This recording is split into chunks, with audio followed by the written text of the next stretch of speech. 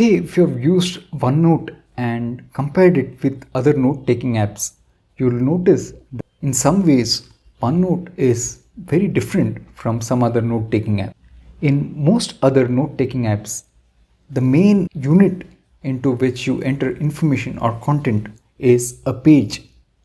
However, in OneNote, you'll see that the moment you click into a page to add content, OneNote does not add the content directly to the page, but it adds it to a container within the page.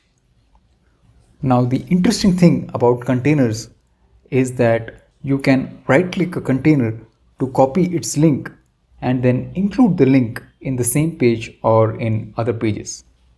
This can be extremely useful if, for instance, you are writing notes about, say, some math formulas. You want to put all the formulas in containers like this. To have a reference to all those formulas, you can simply copy the links to those containers and include it on a central page. This will give you an index of all the formulas used in all of your different math notes. However, in some cases, you might not actually want to enter information into these containers. Sometimes using these containers can be quite tedious. You will need to move those containers around occasionally, or you might want to resize them. You might want to enter information into a typical page the way you see in, say, Word or any other note-taking app. Well, I have good news for you. You can enter information into OneNote in pages just the same way as you would in any other note-taking app. In this video, let's see how. As I mentioned, the default action when you try to enter text on a page in OneNote is to enter it into what's known as a container. So for instance, I started a new page. I started entering some text into it. You'll notice that it got entered into this container here.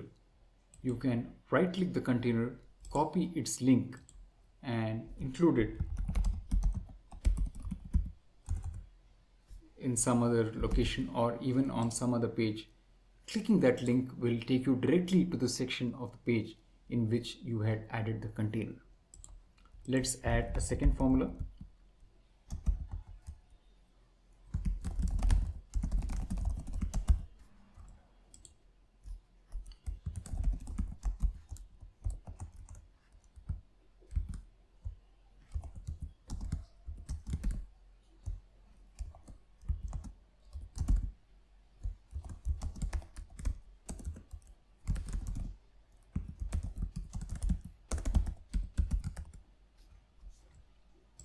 Once again, we'll copy the link to this container and include it in our list of formulas.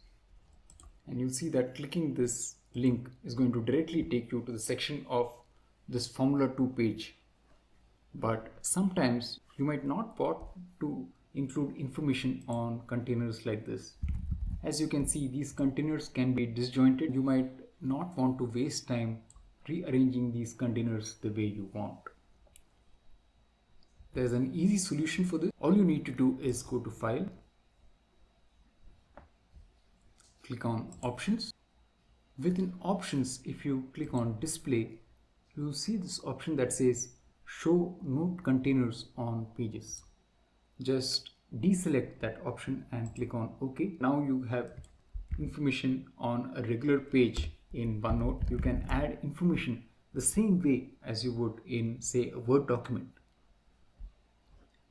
I recommend that you use this option in conjunction with your page setup, where you set the paper size to, say, an A4 size.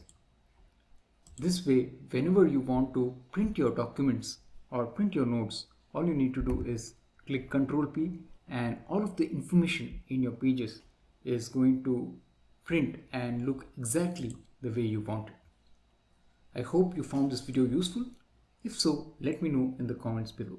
As always, thank you for watching.